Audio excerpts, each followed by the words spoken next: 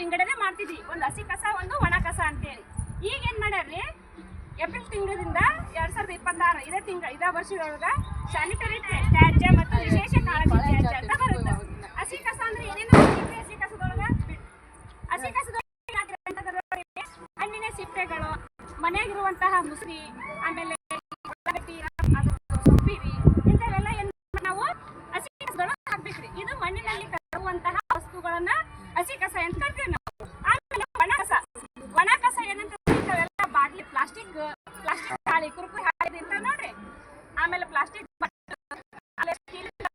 ಇಂಥವೆಲ್ಲ, ಆಮೇಲೆ ಪೇಪರ್ಸ್, ಅಂಥವೆಲ್ಲ ಏನಾಗ್ತಾವ್ರಿ ಒಣ ಕಸ. ಅವು ಮರುಬಳಕೆ ಆಗ್ತಾವ್ರಿ. ಆಮೇಲೆ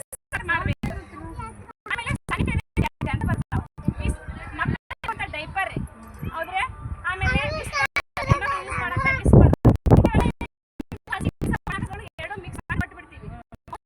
ಅವ್ರ ಕಾರ್ಮಿಕ ಕೈಲಿ ಅವ್ರ ಮನುಷ್ಯರ, ಅವ್ರಿಗೆ ಕೊಟ್ಟು ಪ್ರಾಬ್ಲಮ್ ಆಗುತ್ತೆ.